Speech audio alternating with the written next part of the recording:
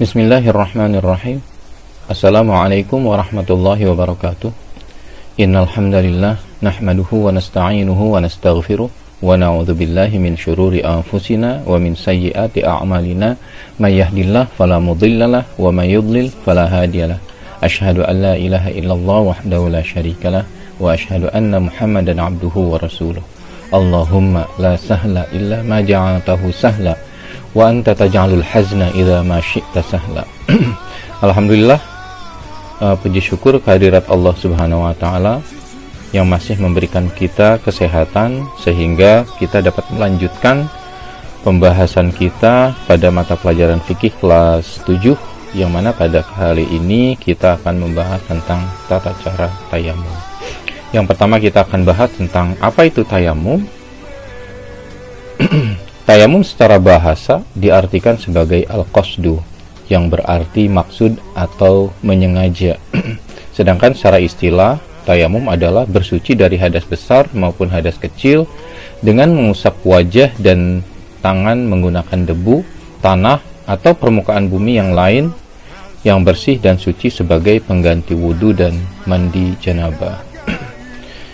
Dalil tentang tayamum itu sama dengan dalil tentang wudu, karena tayamum ini ayatnya itu adalah kelanjutan dari ayat wudu, yaitu dalam surat Al-Maidah ayat 6 yang berbunyi a'udzubillahi minasyaitonir rajim wa in kuntum junuban fattahharu wa in kuntum mardu aw ala safarin aw jaa ahadun minkum minal ghaid أو جاء أحد منكم من الغائط أو لامستم النساء فلم تجدوا ماء فتيمموا صعيدا طيبا فامسحوا بوجوهكم وأيديكم منه, yang artinya jika kamu dalam keadaan junub maka bersucilah atau mandilah.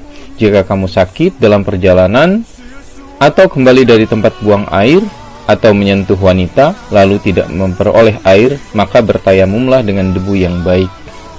Usaplah wajahmu dan tanganmu dengan debu tersebut. Kemudian dalam ayat yang lain yang hampir sama redaksinya, itu dalam surat An-Nisa ayat 43 yang berbunyi a'udzubillahi minasyaitonir rajim wa in kuntum marda aw ala safarin aw jaa ahadun minkum minal ghaid aw lamastumun nisaa falam tajidu ma'an fatayammamu sa'idan tayyiba famsahu biwujuhikum wa aydikum, yang artinya kurang lebih hampir sama ya dengan ayat 6 surat Al-Maidah. Jadi di sini dari dua ayat ini bisa kita simpulkan bahwa salah satu penyebab kita melakukan tayamum itu lantaran tidak adanya air atau keterbatasan air, yang sehingga itu tidak memungkinkan untuk digunakan untuk berwudu ataupun mandi janabah. Adapun sebab-sebab yang diperbolehkan tayamum, ya salah satunya tadi karena tidak ada air untuk berwudu atau mandi. Kemudian yang kedua, itu ada air tapi tidak mampu untuk menggunakannya, seperti orang yang lemah, orang yang dalam penjara, atau takut binatang buas. Biasanya kalau orang dulu itu kamar mandi ataupun tempat berwudu itu biasanya di luar rumah, sehingga kalau misalkan mau mandi atau mau wudu dia harus keluar rumah. Apabila di situ kita ada ketakutan, ya salah satunya binatang buas atau mungkin ketika terjadi kerusuhan yang tidak memungkinkan kita tidak bisa keluar, maka itu diperbolehkan kita melakukan tayamum. Kemudian yang ketiga di sini adalah orang sakit. Ya, orang sakit itu diperbolehkan untuk bertayamum, atau juga dia mungkin bisa gitu untuk berwudu, tapi khawatir justru dengan terkenanya air wudu ataupun mandi itu akan memperlambat proses kesembuhan dari sakit tersebut. Jadi itu diperbolehkan untuk dilakukan tayamum. Selanjutnya ketentuan-ketentuan tayamum. Yang pertama, harus dilakukan setelah masuk waktu sholat. Yang kedua, disebabkan oleh kelangkaan air, maka tayamum itu bisa dilakukan dengan cara harus bisa dibuktikan setelah melakukan pencarian air, kemudian pencarian tersebut dilakukan setelah masuknya waktu sholat. Yang ketiga, tanah yang digunakan untuk bertayamum harus murni, ya, suci, bersih, lembut, kering, dan berdebu, dan tidak bercampur dengan barang yang lain, misalkan tepung atau gula, susu, dan lain sebagainya. Yang keempat, ini yang penting juga, yang perlu kita ketahui bahwa tayamum hanya sebagai pengganti wudu dan mandi junub, bukan pengganti menghilangkan najis. Jadi apabila kita sebelum bertayamum kita memiliki najis, maka harus dibersihkan terlebih dahulu dengan cara istinja ataupun istijmar. Kemudian yang kelima, tayamum menjadi batal disebabkan oleh perkara-perkara yang membatalkan wudu, otomatis. Kemudian yang kelima, jika kita menemukan air ya sebelum kita sholat tapi kita sudah tayamum, maka secara otomatis tayamum itu akan batal dan kita harus mengulangi bersuci kita, yaitu dengan cara berwudu. Adapun tata cara pelaksanaan tayamum, saya mengambil salah satu hadis, ya, hadis riwayat Al-Bukhari di sini yang menceritakan tentang kisah Amr bin Yasir, di mana Amr bin Yasir saat itu diutus oleh Rasulullah dalam sebuah perjalanan, dan ketika itu dia mengalami junub dan dia tidak menemukan, ketika akan melakukan mandi junub, dia tidak menemukan air. Maka dengan inisiatif dia melakukan berguling-guling di tanah, ya, berguling-guling di tanah gitu, sebagai pengganti dari mandi tersebut. Kemudian dia ceritakan hal tersebut kepada Rasulullah Sallallahu Alaihi Wasallam, sehingga Rasulullah bersabda, "Innama kana yakfika an tasna'a hakadha."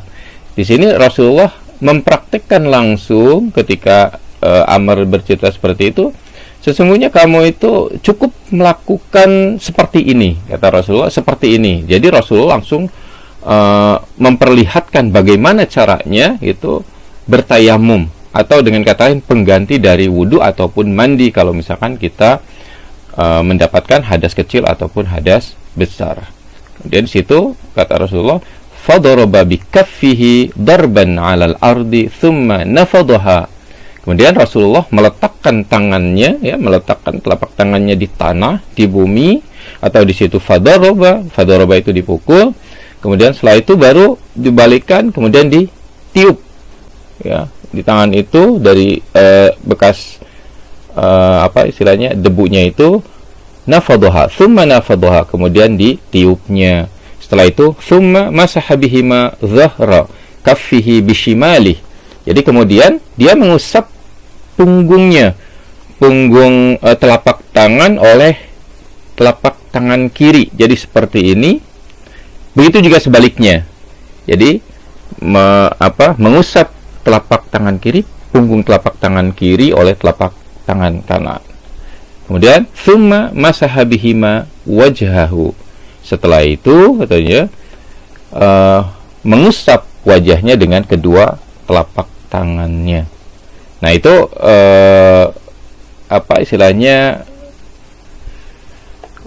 cara tayamum yang diajarkan kepada Amr bin Yasir. Jadi pertama itu adalah telapak tangan, atau dengan kata lain tangan dulu, setelah itu wajah. Tapi banyak hadis atau riwayat-riwayat yang lain, ya salah satunya juga Bukhari juga meriwayatkan tentang urutannya. Jadi wajah dulu, setelah itu kedua telapak tangannya. Ada juga riwayat dari Ibnu Umar, itu adalah wajah dulu, kemudian tangan sampai siku. Ya, jadi tangan sampai siku dua-duanya. Dan semuanya itu bisa dilakukan ya, sesuai dengan keyakinan kita, sesuai dengan pengetahuan kita. Jadi di sini dari hadis yang baru kita bacakan ya, di sini bisa kita simpulkan yang pertama adalah tata cara untuk bertayamum itu adalah pertama memukulkan kedua telapak tangan ke permukaan bumi atau meletakkan itu, kemudian sekali pukulan. Nah, dalam hadis tersebut itu adalah sekali pukulan, kemudian ditiup. Setelah ditiup, baru kita menyapu punggung telapak tangan kanan, begitu juga telapak tangan kiri. Caranya bergantian. Setelah itu tanpa mengambil debu kembali, jadi tidak memukulkan lagi, di situ langsung menyapu wajahnya oleh kedua tangannya. Kemudian semua usapan baik ketika mengusap telapak tangan dan wajah itu dilakukan sekali saja, jadi tidak 3 kali, misalkan ini sekali, 2 kali, 3 kali, tidak. Begitu juga wajah juga tetap sekali. Kemudian yang kelima, bagian tangan yang diusap adalah bagian telapak tangan sampai pergelangan tangan saja, atau dengan kata lain tidak sampai siku. Jadi hadis yang kita bacakan itu adalah hanya sampai telapak tangan. Tapi di hadis yang lain, riwayat yang lain itu ada yang sampai siku. Nah, selanjutnya tayamum dapat menghilangkan hadas besar semisal janabah, demikian juga untuk hadas kecil. Nah, timbul pertanyaan, bagaimana kalau misalkan ada orang yang sakit, misalkan luka bakar dalam mukanya itu terkena bakaran, jangankan kena air, mungkin tersentuh sama tangan sendiri ya, telapak tangan kita sendiri juga akan merasa kesakitan. Maka di sini Allah memberikan solusi ya dalam ayat tersebut, sama halnya seperti bagaimana caranya membasuh kepala pada saat kita berwudu, yang berbunyi famsahu biru'usikum. Jadi melihat dari ayat tentang wudu, khususnya adalah mengusap kepala, famsahu biru'usikum, itu banyak pendapat bahwa ada yang melakukan mengusap kepala itu secara keseluruhan, jadi misalkan dari depan kemudian dikebelakangkan sampai dia langsung mengenai telinga, karena telinga itu adalah bagian dari kepala. Ada juga famsahu biru'usikum itu hanya bagian dari ru'us, bagian dari kepala. Jadi kita cukup menyentuh, mengusap depannya saja. Jadi depan dekat rambut itu sudah cukup. Itu adalah famsahu biru'usikum. Sama halnya dengan ayat tentang tayamum, yaitu menggunakan famsahu biwujuhikum, famsahu biwujuhikum wa aidikum. Dengan kata lain, apabila memang pada diri kita ada penyakit ataupun luka pada wajah kita yang memungkinkan kita tidak bisa mengusap wajah dengan secara keseluruhan, maka cukup bagian dari wajah tersebut yang kita usap, yang tidak membuat kita sakit. Jadi misalkan pada jidat kita yang tidak sakit, cukuplah seperti ini, atau tangan yang tidak sakit, cukuplah seperti ini. Itu makna dari famsahu biwujuhikum wa aidikum min. Jadi ya tetap saja kesempurnaan itu adalah manakala kita mengusapnya itu adalah secara keseluruhan wajah ataupun tangan di sini. Karena di sini tangan pun dalam ayat tidak menyebutkan batas mana tangan itu harus diusap gitu. Nah, itu adalah yang menjelaskan, itu adalah dari hadis Rasulullah SAW. Ada yang sampai siku, ada yang sampai telapak tangan saja, pergelangan tangan saja. Nah, itu. Kemudian selanjutnya di sini yang ke-7. Jadi melihat dari hadis ya, beberapa hadis ada yang mengatakan awalan urutan tayamum itu tangan dulu ya, sesuai dengan kisah Ammar. Kemudian ada juga yang awalnya adalah muka dulu. Jadi bisa disimpulkan bahwa dalam urutan ini tidaklah wajib gitu dalam bertayamum. Silahkan itu keyakinan masing-masing, apakah harus muka dulu kemudian tangan, atau tangan dulu kemudian muka. Itu silahkan, itu bisa kita gunakan. Masing-masing punya dalil. Nah, inilah tata cara yang diajarkan oleh Rasulullah SAW berkaitan dengan tayamum. Demikian penjelasan dari bab tayamum ini. Semoga bermanfaat untuk kita semua. Dan kita akhiri dengan membaca doa kafaratul majlis. Subhanakallahumma wa bihamdik asyhadu an la ilaha illa anta astaghfiruka wa atubu ilaik. Wassalamualaikum warahmatullahi wabarakatuh.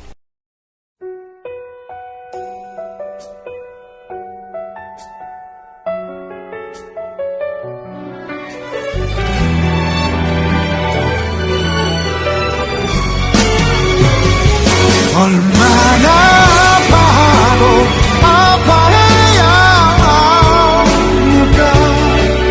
지친 그리움에 돌려보내도 얼마나 사랑하고 사랑해야 나 남길까. 바람 같은 기억의 품에 단 하루 살더라도 괜찮아. 내가 닿지 못할 그곳에